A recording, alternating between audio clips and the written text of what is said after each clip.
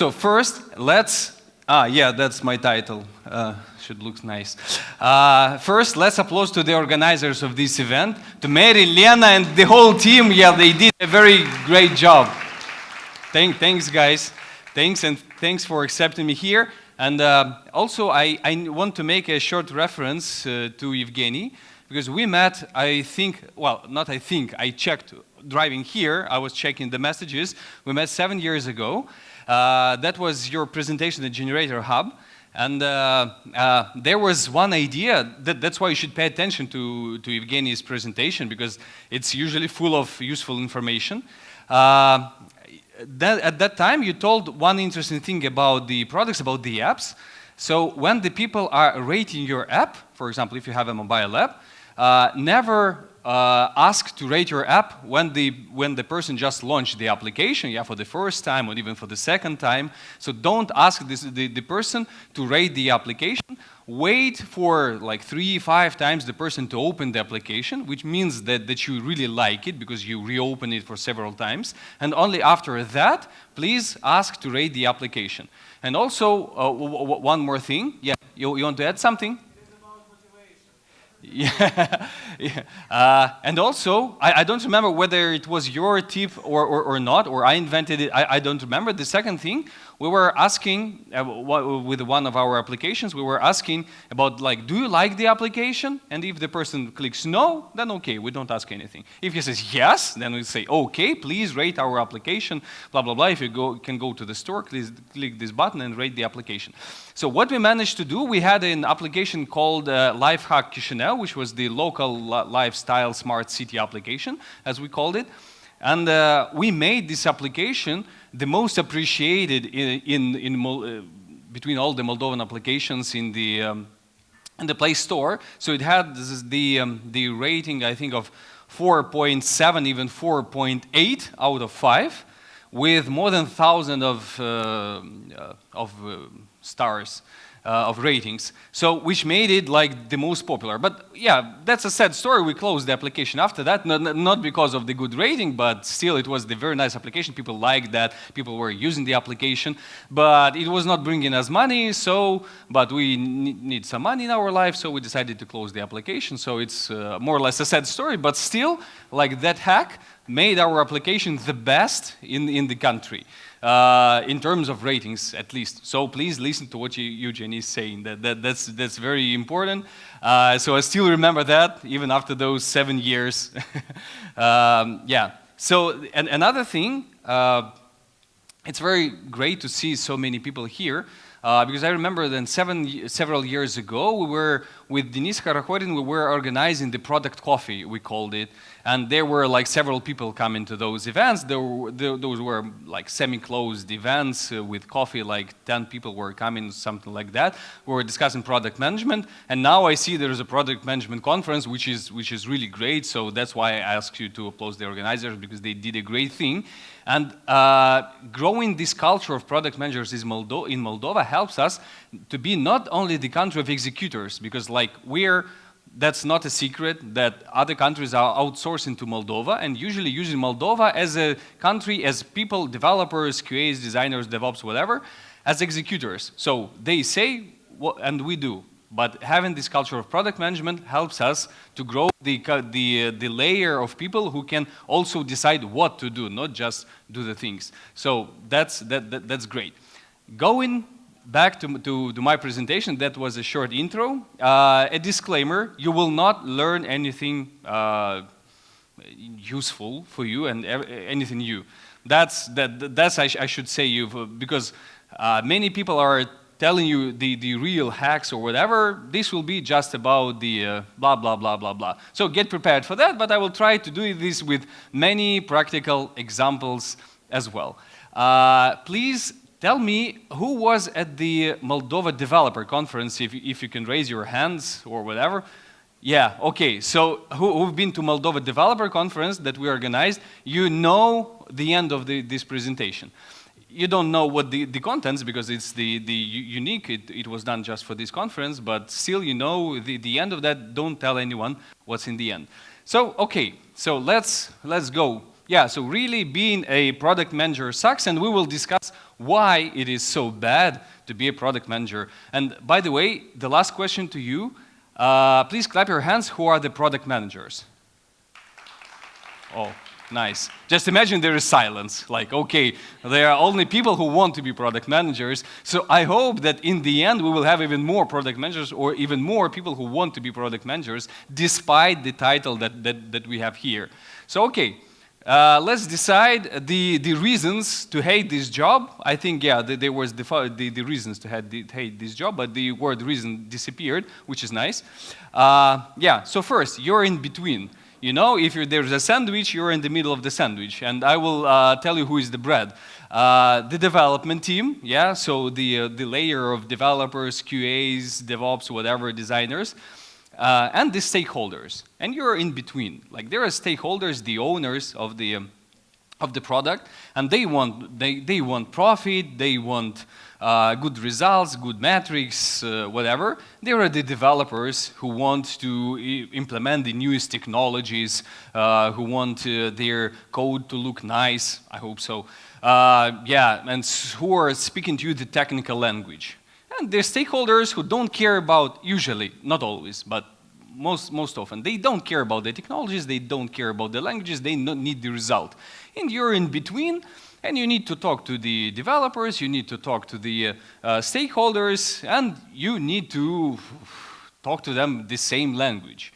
So this is, yeah, the main, let's say, issue, not a problem. That's the main issue, because you need to learn different languages, how to talk to people on different layers, and yeah, the decision making is on you, because okay, there will be decisions in the development team, in the stakeholders team, but actually, as a result, we will talk. You will be to blame. Like, whatever decisions you make, you will be to blame, because like you're in the middle and you need to make everything. You need to make everyone happy.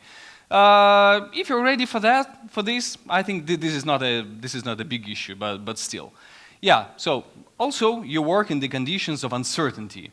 You don't know, like when you need to try, you need to test your ideas with your product, right? So you don't know the answer, you don't know, Evgeny was talking about the colors of the button. Yeah, so you don't know which color of the button should be, or which kind of screen there should be, or what should be the text. You need to research, you need to make the A/B tests or whatever, to test everything, so you don't know where to go, actually. The developers, you tell them more or less where to go. They know about the technology and all that stuff, but it's up to you to decide where the product goes, because as a product manager, you know, maybe the main difference between the project manager and the product manager is that the product manager decides what to do, and the project manager decides how to do things. So this is on you. Uncertainty, if you're ready for that, once again, let's go. And your resources are limited. Like, you don't have, in the best case scenario, you have the army of analytics ready to support your product. They provide you with all the data. And if you want to know the color of the button you want to have there is an army of analytics who are analyzing everything, checking the colors with different cultures. As it was mentioned, that red means something in China and something else it means in Ukraine or in Moldova, whatever. So, but you don't have that army usually. In some cases, if you're the head of a big product, maybe. But you have to be that analytics. But you have Google Analytics, for example, where you can check the past results. But if you want to speak about the future, if you want to suggest something, you need to do the research by yourself, so you don't have that many people. And you don't have that many developers. You may ask the stakeholder to pay for the big team of developers, that's for sure. But in this case, they will tell you, okay, we're spending too much money and you're to blame again. So yeah, your resources are limited, so you will have to be the person who actually does everything. If you're okay with that, let's go further. Yeah, people think they can do without you. Yeah, that's for sure. The development team, like, okay, they build the product. Why do they need you? The stakeholders, the owners of the product, okay, at some point they think they may just tell the developers what to do. So sometimes they don't see the value in you, not always. I hope you have a very good developers and you have very good stakeholders. So in the best case scenario, it's like that, it's like this. But sometimes, yeah, you can think, okay, if we need to save money, we just get rid of product managers. We will take one of the developers and make him the main person there who will be the responsible for everything. Yes, this may happen, but let them try. At some point, if you want, like, okay, let's try, let's do that. Maybe they will actually work without you. But in most cases, this is not possible because we have such cases when, for example, the stakeholders were firing product managers they had on their side. And yeah, and then they're starting talking directly to developers, and they talk different languages. So they don't have the translator between them. So yeah, but it looks bad, and then they hire the product managers again. This is how it usually works. Yeah, get ready to go out into the fields and to work. Here, I will start telling you short stories. We have one of our products that we developed, that FusionWorks, is iFood. If you ordered, yeah, clap your hands who ordered through iFood, some food or whatever. Yeah.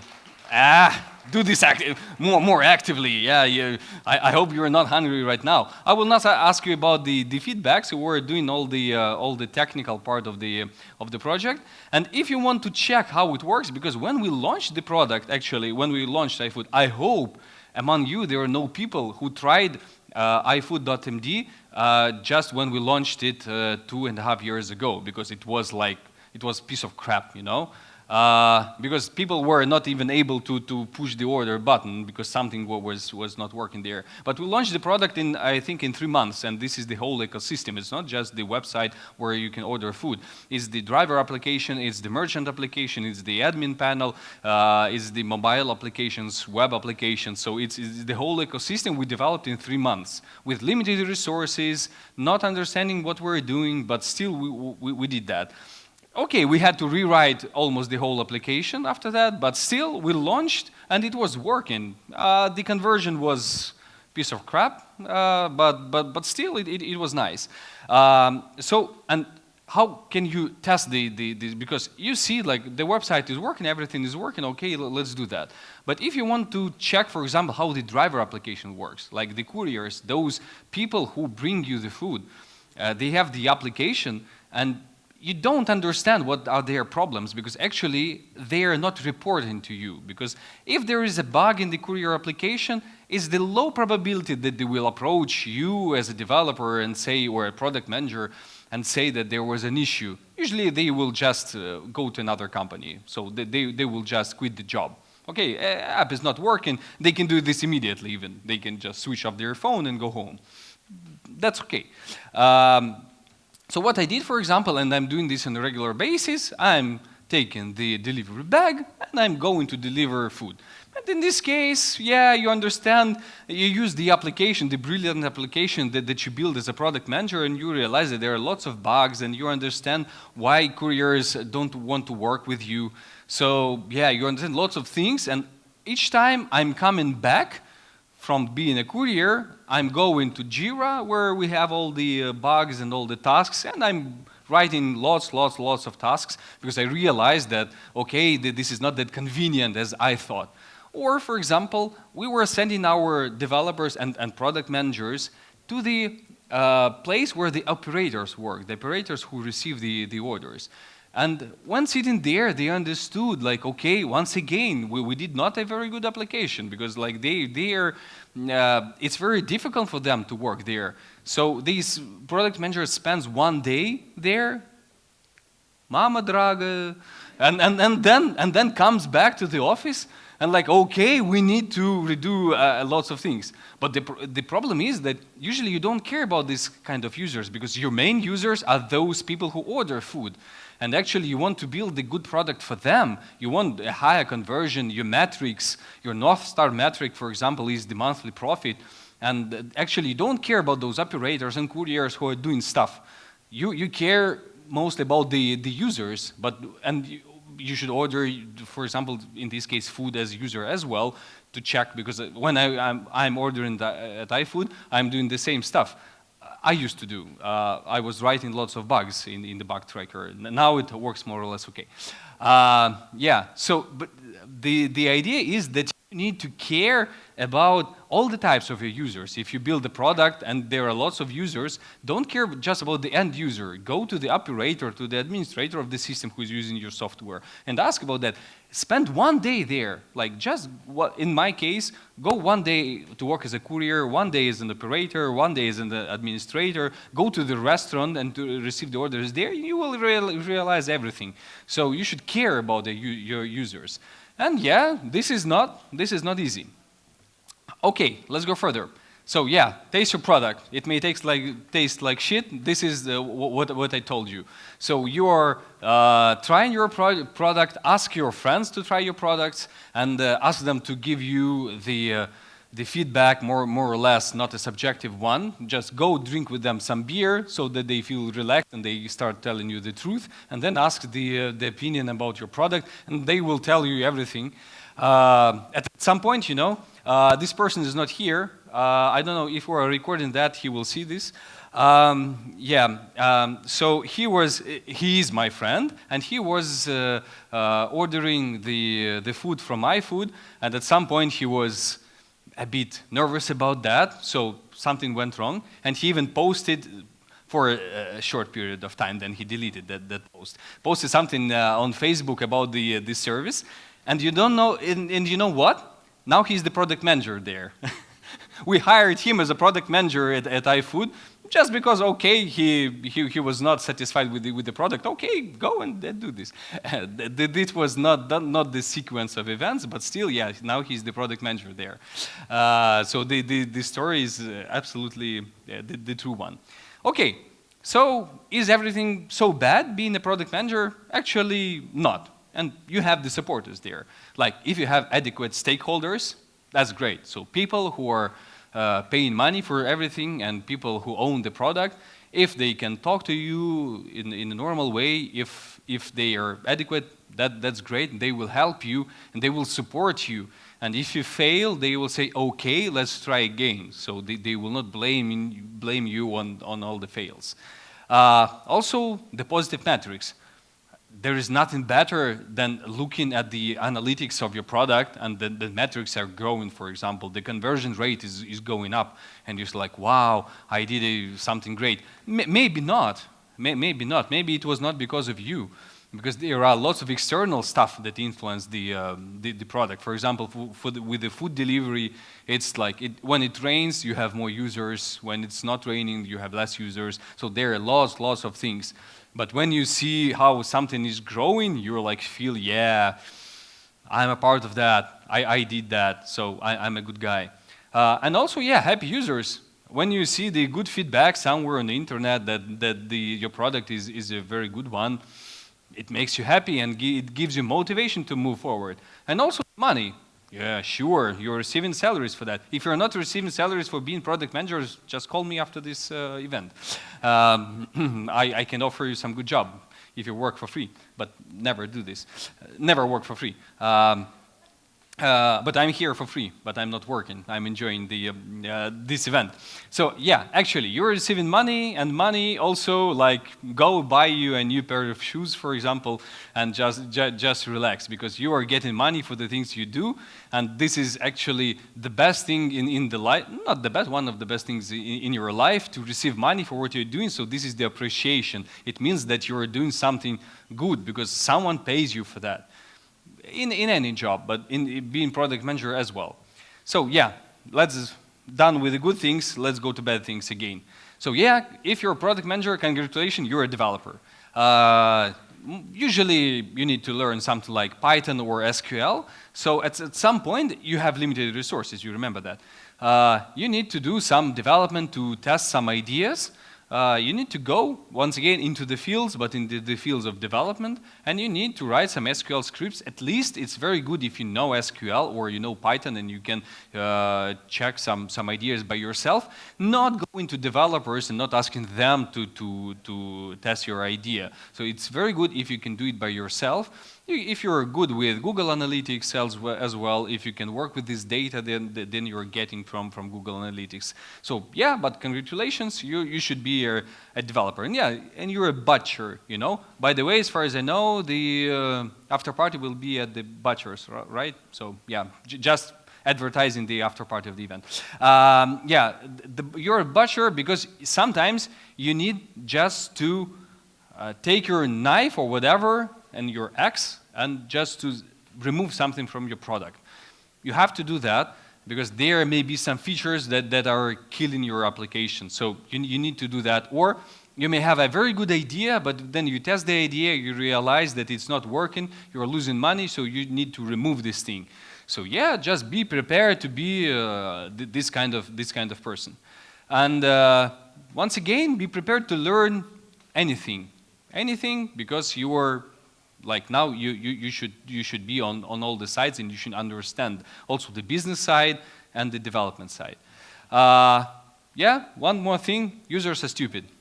Sorry, you are the users. I know, I cannot tell this to you because you are also those who were clapping your hands about the iFood. We have several products, and I'm sure many of you are the users of our products, but users in general, they are stupid.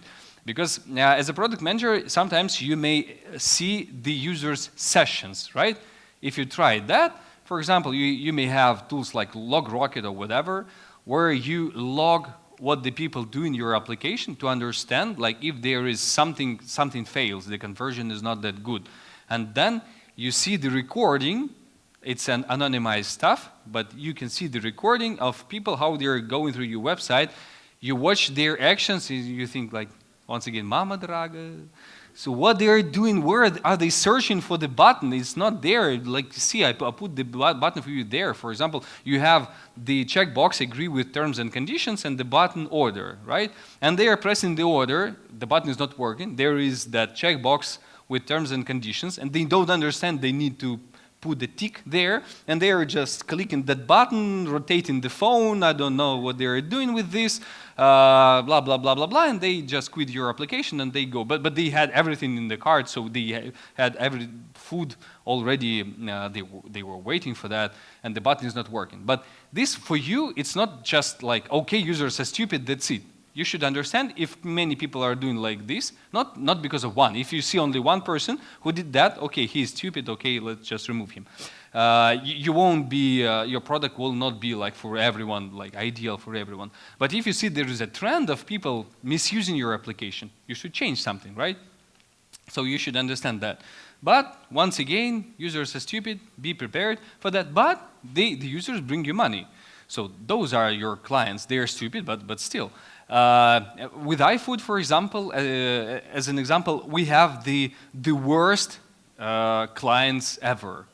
Why? Not just we, any food delivery services, because your client is a hungry person. You know, is it easy to deal with you when you're hungry and something is not working? You're posting on Facebook those kind of texts like, yeah, fuck this application, please, never do this. Maybe you just don't know how to press the button, but still, you will do that. And if, for example, if something is delivered late, oh, wow, yeah, you will be pissed off because of that, because you are hungry. So, yeah, this is very difficult. This is sometimes I go into the fields as a delivery person, and I am trying to smile as much as I can to make them happy. Or at some point, if they pay by cash and I don't have the change, I say like, okay, just leave it. Like I don't need your money or whatever. Just to make them happy. Yeah. So as a result, you work to make stupid people happy. Well, just be prepared for that. Once again, not all our people are stupid. Just get me right. But still, you need to feel empathy for them, and you don't need to think like everyone is stupid, I'm so clever.